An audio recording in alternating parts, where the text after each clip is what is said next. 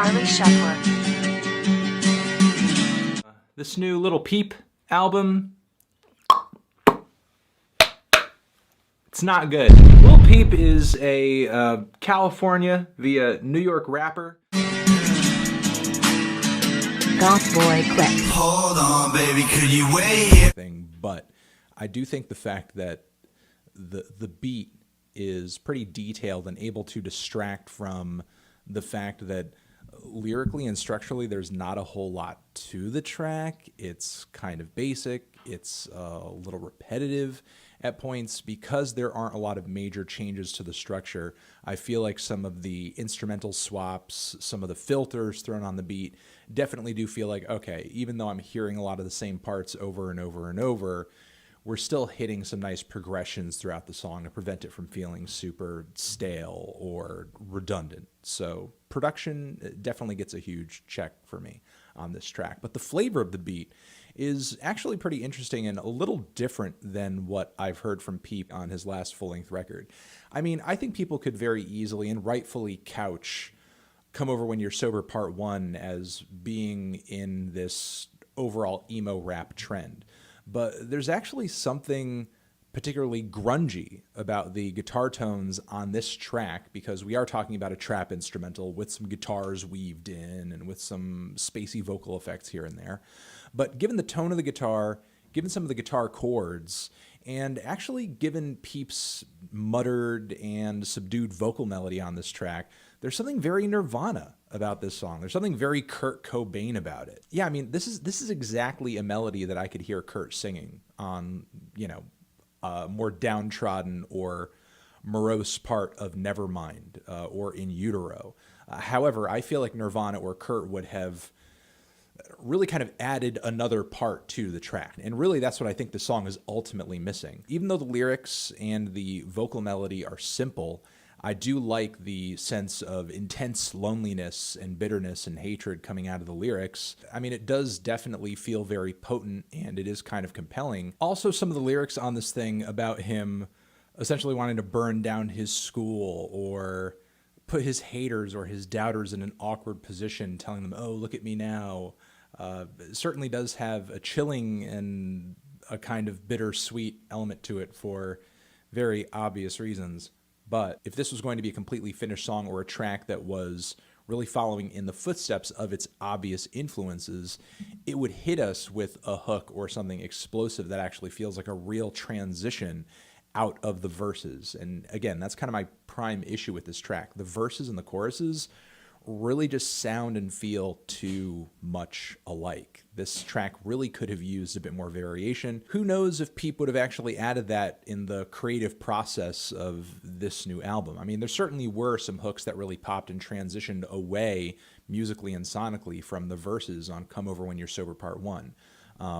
So again, there are things that I like about the track, but I just worry about elements of this song being a little too redundant and elements of other tracks on the album potentially being unfinished. And you would hope with this track being kind of a lead single that this is one of the better and more hard-hitting cuts on the entire record. Not that it would take a whole lot to attract fans to this. I'll be right back, I'ma catch a flight back, tell me will you stay? Still kind of floored as to how all of these voices came together for this one track, but still. That actually assembled pretty nicely.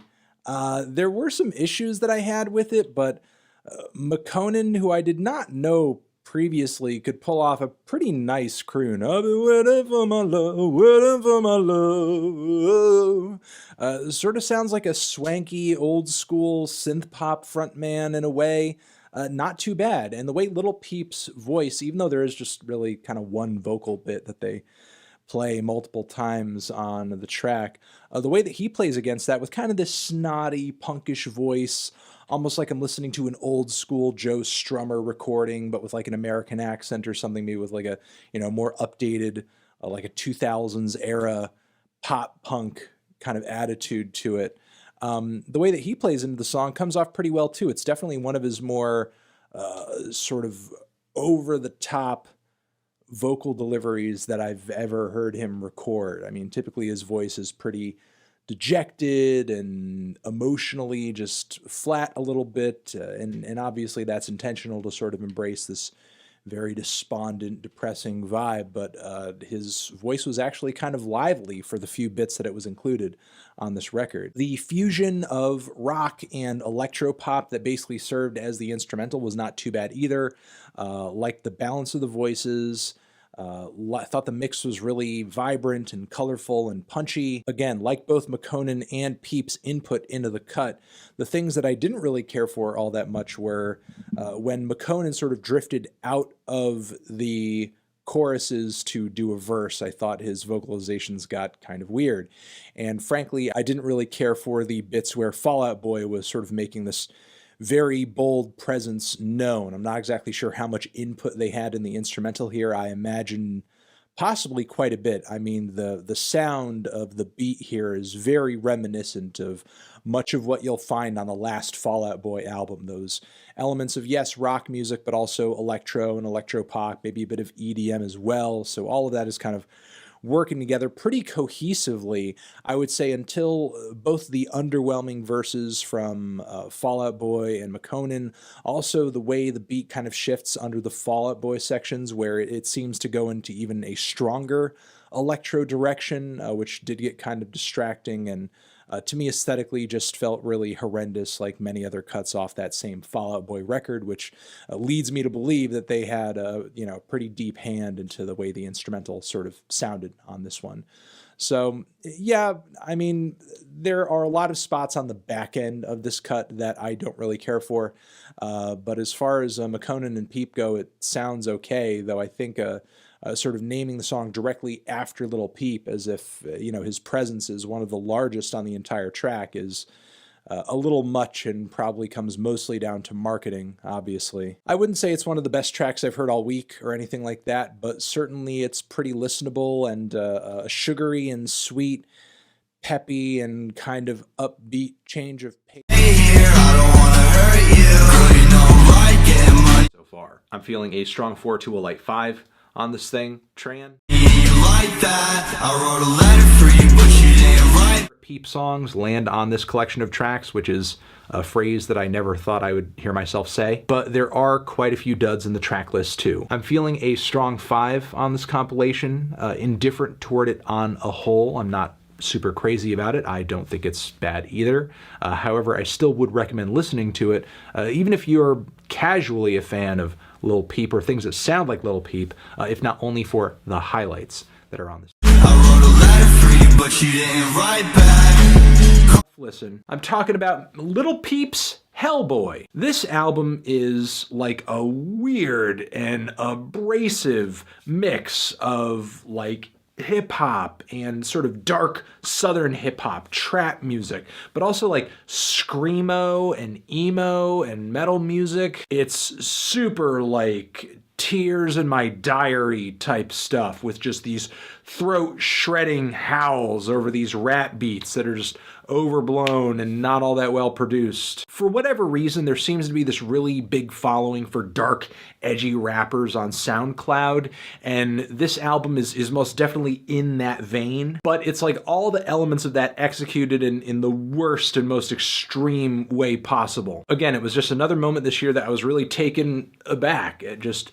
wow, this is like such a rush of, we have some releases on this list that are obscure, some that are bigger, more commercial, more popular. I was really trying to look for the albums that just rubbed me in the worst way this I don't wanna fight like that, girl, calm down. I don't wanna fight like that. I wrote a letter for you, but you didn't write back. I wrote a song for you, but What were the best tracks this week, the songs that really kind of grabbed my attention in a positive way, really kind of blew me away or stuck with me.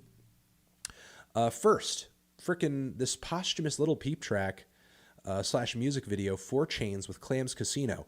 This is great. This is fucking good. I mean, I know I've never really been crazy about Little Peep's music before. I've been heavily critical. And, he dropped another posthumous track not too long ago, I think with like Marshmello, that I thought was okay.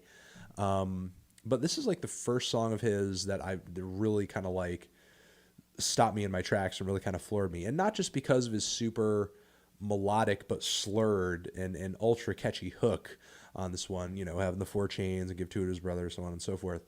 But also Clams Casino's production on this thing is incredible. Not only does it kind of feed into his typically very washy and cloudy and psychedelic aesthetic, but some of the layering on this track is just really weird and really experimental. Not only plays to the slightly edgy demeanor of Little Peep, but also just sounds completely cutting edge for Clams, just in general. So, I mean, if there's like more leftover stuff from these two getting together, I would love to hear it, because this was just an incredible little single. Super dark, incredibly produced, very trippy, very strange. So really. I wrote a letter for you, but you didn't write back. I wrote a song for you, probably didn't listen at all. I wanna take